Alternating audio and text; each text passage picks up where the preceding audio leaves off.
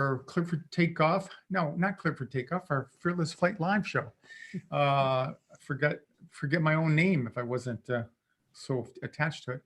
Anyway, this is our show every week for anybody out there who's afraid to fly, who knows somebody who's afraid to fly, or if you just like to hang around pilots and get crazy about airplanes with us. And with me tonight, of course, my resident co-captain, Captain Eric Larson, and our resident first officer, wingman, and chief technical officer, Dieter Stauninger, spread all over the Phoenix area and Toronto, Canada. So we're glad to be back with you tonight. We had a special episode last Thursday, in case you missed it. You can look back on the on Facebook. We talked a little bit about the Pegasus. Eric's going to bring us up to date on that crash in Turkey. Tonight we are going to. First thing I want to do is make a shout out there for leave us a message or some kind of idea where you're at and where you're watching from. That's always interesting for anybody out there who's joined or tuned into us. And the one thing we want to pitch is our Facebook group, our Birds of a Feather Facebook group. And that's a very active group and growing. And as the more it grows, the more support we find people giving and receiving out there. And tonight we got a poll question related to that. We're just curious about that. And I'll have a few comments about maybe how to be a more productive and supportive part of that group there. So tonight, if you would, take a look at the poll question there. Have you ever received or given support inside the Birds of a Feather Facebook group? Your choices are no, yes, and if yes, share what it meant to you. And we'd like to facilitate more and more participation out there. And I hope I can turn it into kind of a special group, because I know one of the things about forums out there, especially the Facebook forums, is they can be of questionable value sometimes, because you got people out there that may or may not think or know what they're doing, and they think they're helping, and sometimes that might not be the case. So anyway, so we're trying to encourage that. What's your week been like, Eric? Kind of busy. I'm actually trying to keep my flight instructor ratings current, and I've been taking a course online to do that, which they advertise as a 16-hour course. And maybe I shouldn't move my lips when I'm reading, but I'm like 50 hours into it, and I'm starting in panic mode. You're taking it way too serious. That's the flight. Is that every 2 years a refresher course? Every 2 years, and once in a while, my FAA buddy would sign me off based on stuff I've done, but he goes, "No, really, I cannot do this anymore, Eric. You're going to get me shot." And I'm actually learning a lot, and it's tremendous. But I'm feeling the specter of everything else that I'm pushing aside while I finish it up, as fascinating as it is.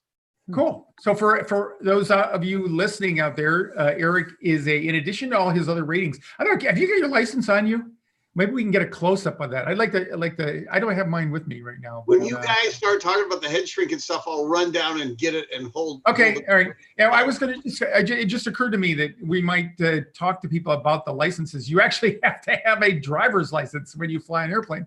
And there's a variety of things there. So what Eric's talking about is totally unrelated to the airline. He happens to be a light airplane enthusiast, more so than me, but I had a flight instructor rating as well.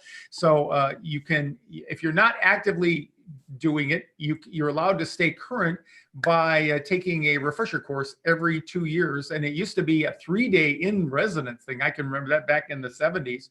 And then they put it online like everything else. And so that's what he's talking about. So he has to go online and complete this. And I'm sure it has some testing and some questions and things like that. It's interactive there. And then it's really stressful. yeah, really, especially when you're not doing it every day like that. So, but if you want, and you're anywhere around where Eric is, if you want to learn how to fly, he could teach you. All you got to do is fly an airplane and find an airplane and do that. So, and Dieter, you were down here this week. How have you been doing since you got back to Canada? Well, it's definitely not as warm and sunny up here as it was in Phoenix, that's for sure. But snow has definitely also its own beauty and its own way of enhancing one's experience if you let it. It's no different than being in resistance to getting on an airplane. It's about as useless. Yeah, because yeah. the weather is the weather, right? So I've been enjoying it, and I also enjoy the warmth down here in Phoenix. So Cool. Yeah. Well, and it hasn't been so warm down here either, man. We had some kind of a system go through, and a little rain yesterday, overcast, and the sun finally broke through today. But it's been unseasonably cold here. Well, what am I talking about? 60 degrees is the high. That's hardly harsh, bitter. That's what he's trying to say. Yeah, but we got some exciting news here, and I'm gonna just put that slide up because we've both been working feverishly. I hope you can see the cleared for takeoff 201. Is that? Yep. So here it is, folks. Our 201 class, the first one in Phoenix this year, coming up on Saturday, April 25th, and we're going to do the 201 where you start in the classroom, and then the 301 in the afternoon for those of you adventurers who want to go flying with us. And it is truly the quickest and the best way to get over your fear of flying in one day. We're going to do something a little bit new, different this way. We have so many people usually coming from Los Angeles or in the Los Angeles basin area that we're doing a couple of things. Number one is we're going to have a little reception the night before, and we thought, wow, that would be cool for everybody. It's nice to bring people in the night before. So from 7 to 8 at the hotel, we're gonna have just a little get together for anybody who happens to be there. And if you're coming from LA and you're staying either in the Phoenix area or at the hotel there, come down and join us from 7 to 8 and meet your Fearless Flight crew. And it'll be myself and Dieter, and hopefully schedules permitting, well, Sue, and schedule permitting, Eric, and our resident flight attendant, Diane Hansen, will be there as well. And then the other thing is we are going to try to facilitate people who might be in the LA area and don't want to drive on their own or come over by themselves. If you find yourself in that category, and that's the only block that would keep you from being here, let us know. Is it on the website? Is it in the registration, Dieter? Yeah, so it's in the down on the page in the frequently asked questions. So basically, if you're in the Los Angeles area and are thinking of coming over, what we encourage you to do when you sign up for the class, in the registration form, we also have a place where you can check, I want to share a ride or I need a ride. And more importantly, put it into the Birds of a Feather Facebook group, because, Fearless Flight, we're not a travel agency, so we won't be facilitating this whole process, but we do want to initiate it.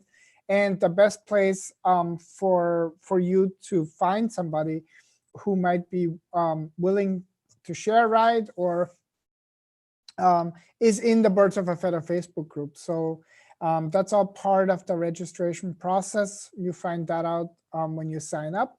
And right now we do have the early bird special. So definitely take advantage of that special as long as we'll have it up, which I think is up until April 1st. So, okay. Okay.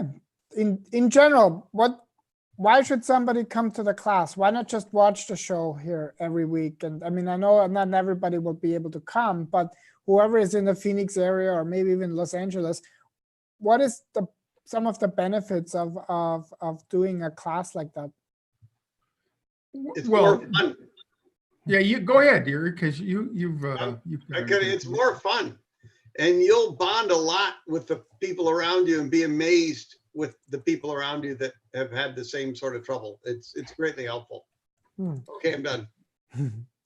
Well, that is a good point. That's the first thing that people usually share when they get there is they walk in the room with a little bit of relief and they find that there are other people in there.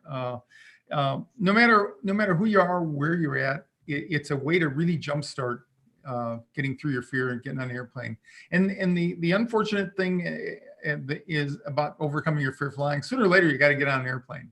And what the class affords is an opportunity to bring a group of people together with like-minded needs and teach you a little bit about flying and in the process of flying, teach you a little bit about yourself and connect with some others, and then go jump on an airplane and put all those skills to use and practice them live in the afternoon.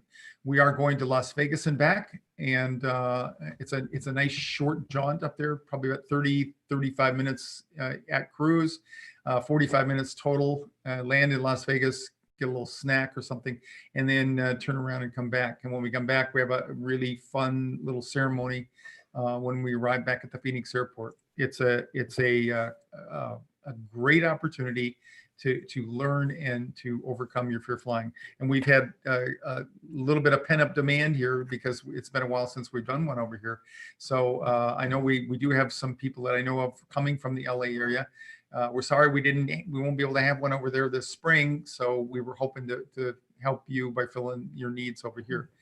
So get over there, sign up early, save some money, and get ready. And I think I'm going to hold off the surprise about what might be with the TV show and stuff until next week, till I get confirmation from them. So that's me talking to Dieter as if you weren't listening. So we may have a surprise next week for you related to the show. It'll be really exciting. And so you love surprises. We love surprises. Yeah. So let's again, the poll question tonight is do you or have you participated either providing support or receiving support in the Birds of a Feather there, and leave us a note there if you haven't, and basically what your experience has been, because we want to continue to encourage people to do that. The other thing I'll mention now, and we may have a slide to put up later, is the Fearless Flight survey, the Fear Flying survey. We want to encourage you. I've been advertising this, but in the next within the next month, we're going to do a webinar, a special webinar, where we're going to go over the results of the people who have participated so far. And the only entry qualification you have to have is you have to have taken or completed the survey. So please go over there and complete the Fear Flying survey, so you can help us leverage what we as a group find out about ourselves, so that we can then use that directly in influencing the airlines to be a little bit more attentive and receptive to fearful flyers. So yeah, so go over there, take that, and you'll be, if you have completed it, you'll be getting a link to the free webinar that we're going to do and discuss all that. It's really interesting. I think you'll find it fascinating to see where you fit in, and because of the number of comments that we are gathering there, unique comments, we'll have a lot of different perspectives from different people about what bothers them. And we're almost at a nationally representative amount of survey entries. So I definitely encourage you to do that. And every month we draw for a 60-minute session, a coaching session with Captain Ron. So if you are completing that survey, or if you already have completed that survey, you're in for the draw, and with a little bit of luck, you might be the winner of the 60-minute coaching session. So, and what Dieter was referring to is we're up to where it has statistical significance, even though it's self-reporting by you all out there. We assume that you don't just want to come on and corrupt the survey. People that do take the survey here are pretty serious about the issues there and stuff. But we're getting up to where the numbers are statistically significant and are therefore more meaningful than if we just had a couple of people do that. All right, I wanna just give you some feedback there, Ron.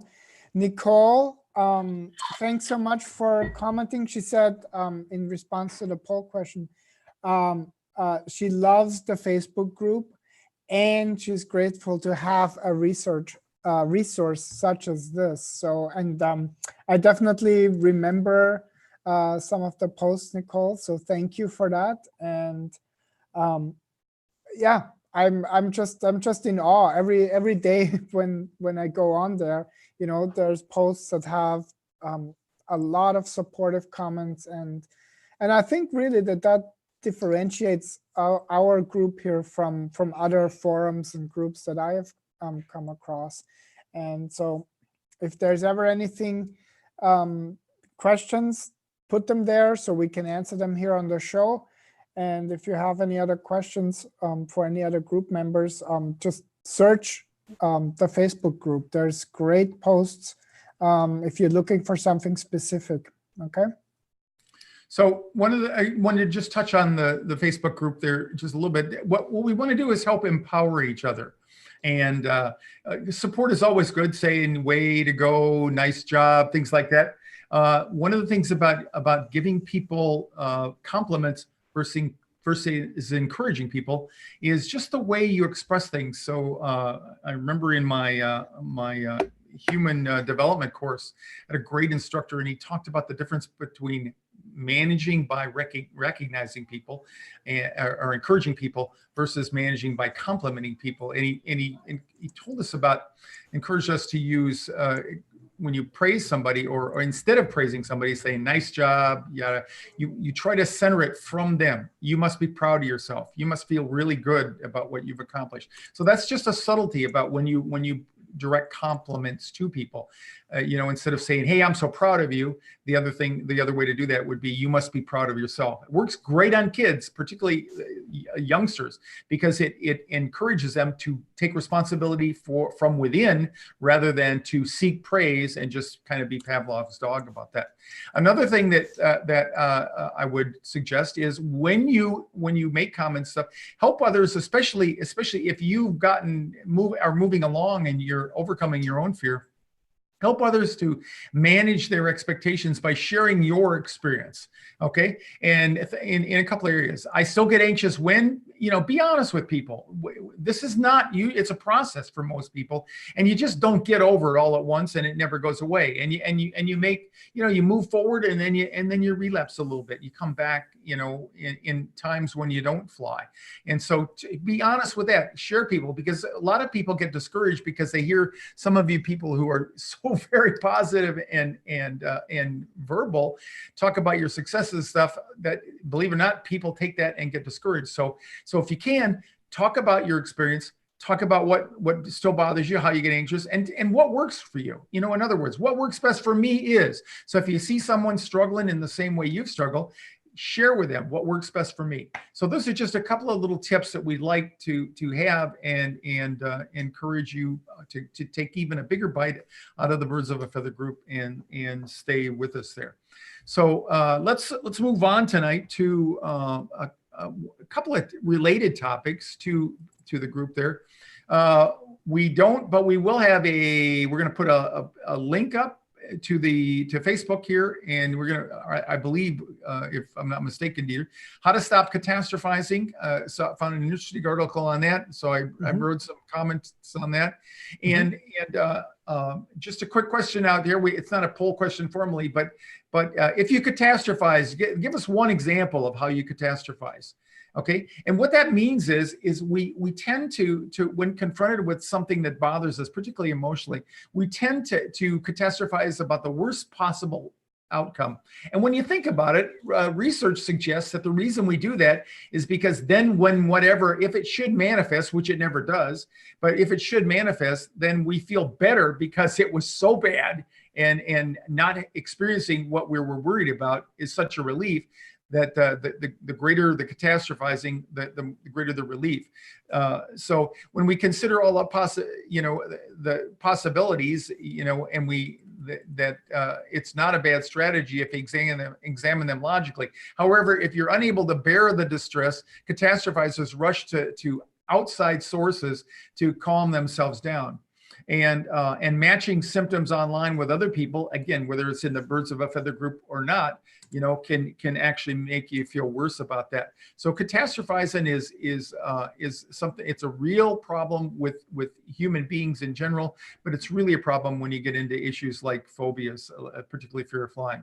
So the author suggested some things there, and I've put them in our own form there. There's 4 steps that you can do when you're trying to get through a catastrophizing situation. The first is to recognize and simply acknowledge, here it comes again. Okay, I'm on the airplane, here it comes, here's turbulence, I'm waiting to book my flight, and I'm starting to get overwhelmed, I'm getting anticipatory anxiety. So just recognizing that, putting a label on it, helps move it a little bit away from you. Receive, in the sense of allowing this, accept it. A lot of people think that, overcoming anxiety is a process, and worry is a process of blocking it out of you. No, it's not that at all. It's to make friends with it and to be comfortable with it. So the second step is to take control. So first, recognize it and acknowledge it. Second one is just accept it. Third one is research or investigate. Is this really true? Look at your belief system. Look at what your belief is, and do some research, and with either us or other flyers on the Birds of a Feather group, for example, and find out, is what you're believing true, or is it even remotely possible? And again, 99% of the time when it comes to phobias, it's not at all. And the last step is to reassure or to nurture yourself. You've been here before. You literally say that to yourself. I've done this before. I've been here. I know what the outcome is. And so we'll talk about a lot more about nurturing down the road there. But whatever you do, do it. And don't fold and hope for a different outcome by following the same path that you've always taken. Learn something new about yourself and about your circumstances, and help get through that. And I've put that article that you mentioned, I've put it already in the comments. Okay. And yeah, Tracy said, like, reading my mind, always thinking of the worst case scenario. So, when I am in practice with people, as well as for myself, I'm noticing where your mind tends to focus, tends to wear off, is a really, really great practice, because like we often mention in the class, you will feel the anxiety, you will feel anxious, when you're in the class, when you get on the airplane in the beginning, because you need that exposure in order to rewire those neural pathways, or as we said, changing our stories. So it's really, and we're storytellers. That's what we do as humans. So coming to the class does a couple of things. It shares your stories with others. You listen to other people, get validation, and then in the context of everybody being there with all of the Fearless Flight team here, we're going to find the truth about that and dispel any myths that you might have out there. Let's move on. Let's talk about the Pegasus thing that we touched on Thursday. Eric was off slipping the surly bonds, and so I asked him to we had a little bit of a conference here the other day, and we just kind of review what happened and talk about that. And remember, you're with a safe group of people. You're here in a safe environment. We're talking about this to dispel any rumors or myths that you might have about landing and about this crash. All right. This stuff is always going to happen. It's not, and what we're telling you is you've got to forget about the outside circumstances. Your problem is within. It is not outside of you. Yes, things happen in the airline industry all the time. Things happen in life. You can't control that, nor can you control the thoughts that come up in your head. But you can control not allowing your thoughts to control you. And that's what this is about. So give us some facts, Eric, and bring us up to speed on the Pegasus. Well, as Ron mentioned, I was doing honest work last week, so I missed the special broadcast. And there was a 737-800 landing in an airport to the south of Istanbul that skidded off the end of the runway and was badly damaged, as it shows. Dieter's showing in the final position down there. 3 people were killed and everybody was injured, but there were some extenuating circumstances. We were looking at it, and all these things take time for the NTSB to work out, but it's possible to make some good guesses about what's going on. And the first thing that's going on is it has nothing to do with the airplane type, whether it was a Boeing or an Airbus or an Aleutian. It was just the physics on the ground of the weather and the runway at the time. And from what we heard reports, they landed in a tailwind. And we always, we endeavor to land the airplane with a headwind blowing into us to minimize our speed over the ground and our stopping distance, thus reduced by the amount of energy we dissipate.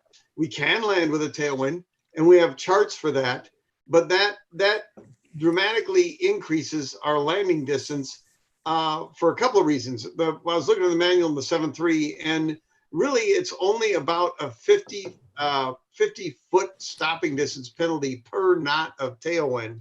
The deceptive thing is, to the pilot's eye, when you're landing with a tailwind, is the ground speed is so much higher than it would have been with a headwind. You tend to float the airplane a little bit, and the stopping doesn't start until the wheels are on the ground, the spoilers are deployed, and you can apply brakes. So if you float a little, you eat up or use a lot of runway that you could have used stopping in your floating. That was problem one.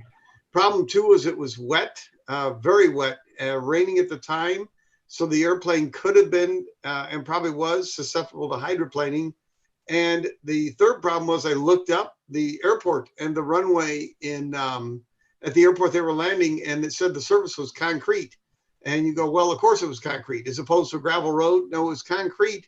But a lot of these surfaces are domed, so the water will run off, and grooved to absorb the water, allow it to run off. And it was not evident that it was that type of surface. So if it's flat concrete and can pool water, the airplane can be subject to hydroplaning, also greatly reducing the braking and the ability to start stopping. And while the penalty for the tailwind itself was very small, the landing distance penalty for a wet runway as opposed to a dry runway was started at about 25% increase in total landing distance.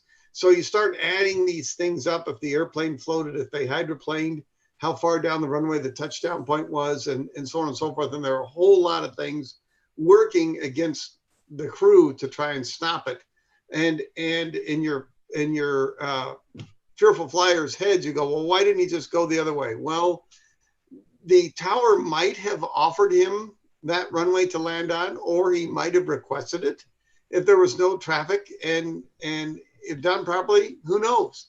But the airplane was coming up from the southwest, and to land on the runway they landed on was what we call a straight-in approach, saving a lot of time. And Dieter and Ron can speak much more knowledgeably about your ability to unwind yourself from a bad decision once you've made it, to change your mind and pull yourself back out of it.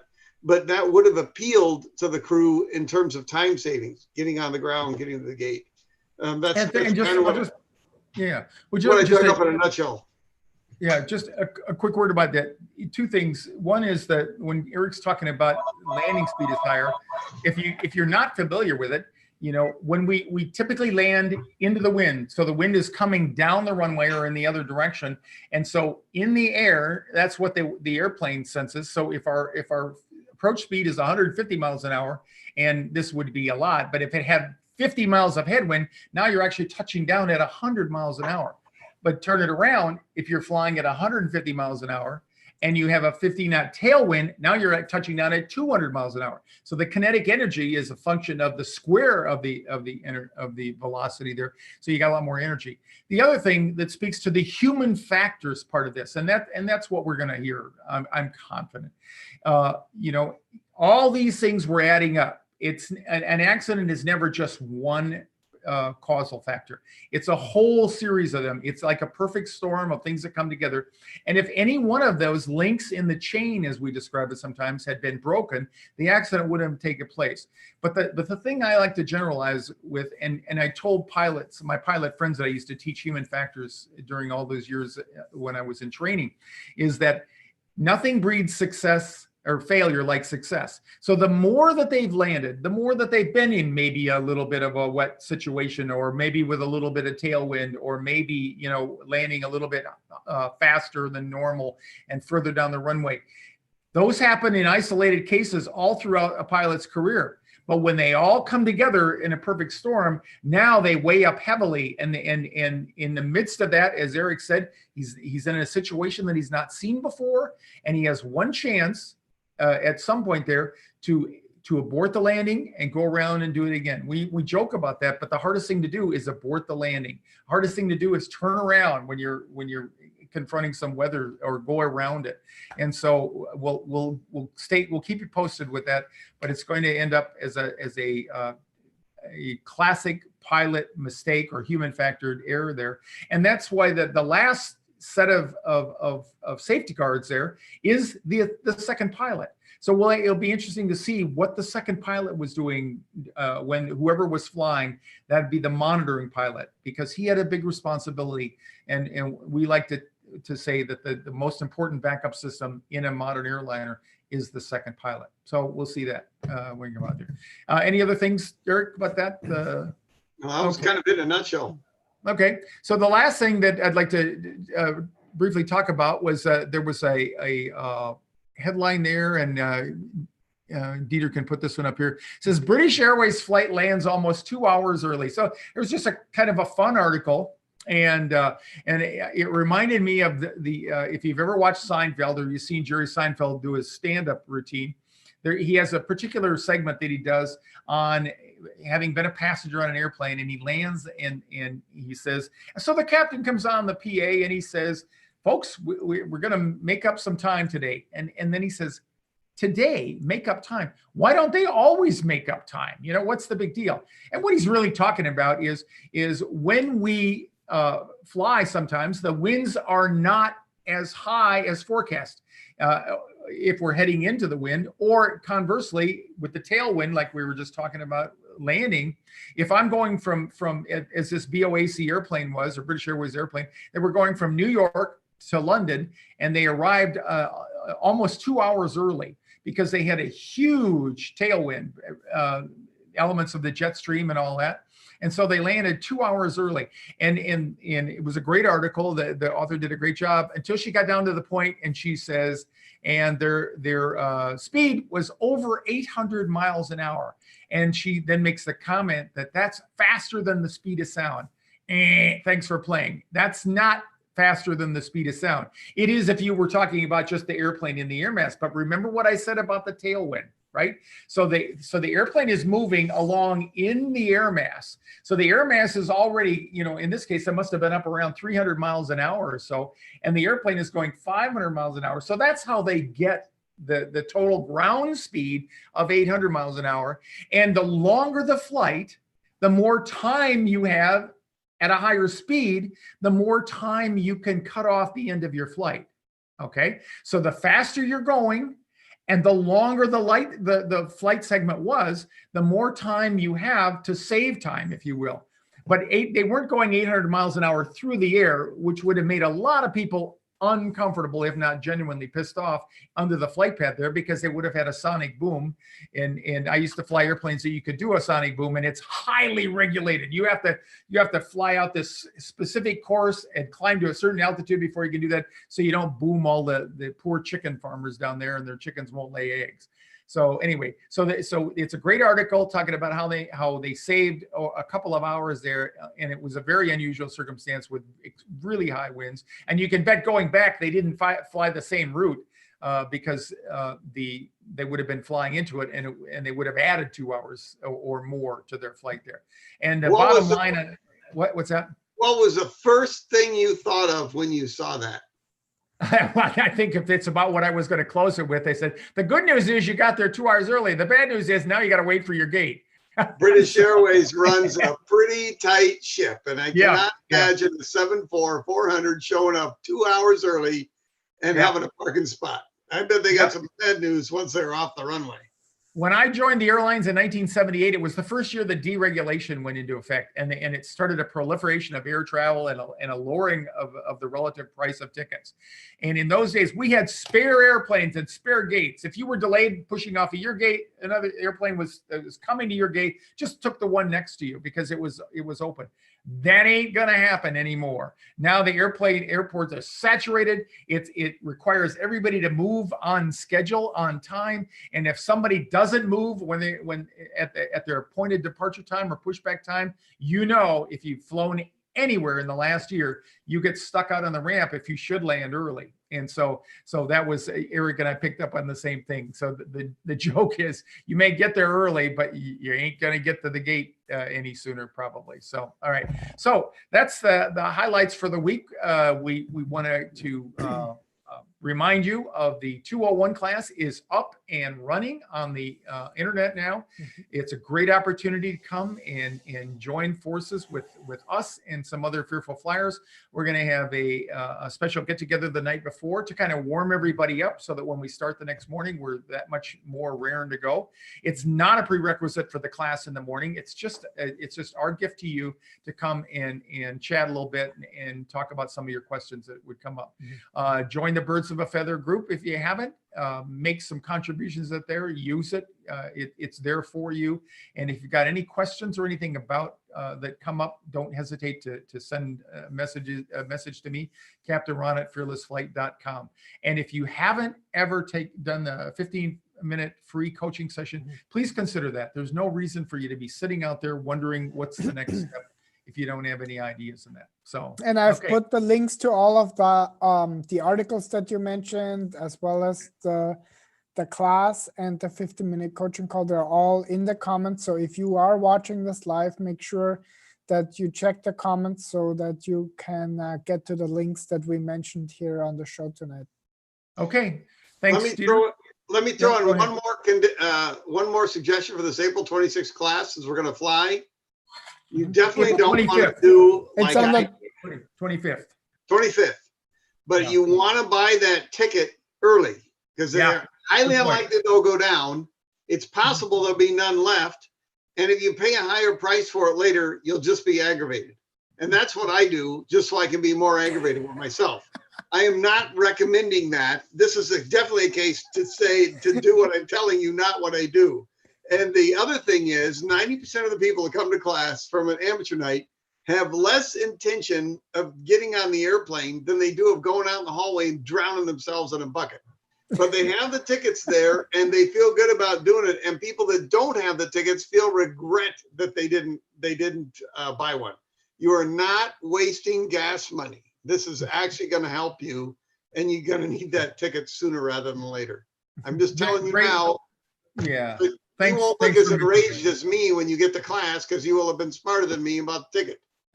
Yeah, we absolutely hate when people call us up a week before and say, "Hey, Ron, do you know that the ticket's $250 each way now?" And we say, "Yeah, unfortunately," and it ain't going to go down from that point. So do like Eric says, get the ticket, and hey, you're coming to the class to get over your fear of flying. So for whatever reason, and you'll see this in the content there that Dieter is put up there.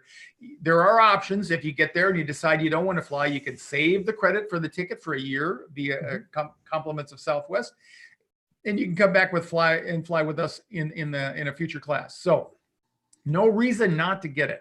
Okay. Exactly. If you want to fly, this is your golden opportunity to do that. So get out there, take Eric's advice, and get yourself a ticket. So thanks, Dieter. Thanks, Eric. And thanks to all of you for watching. We'll be back again next week with another episode of Fearless Flight Live. Have a great week, everybody.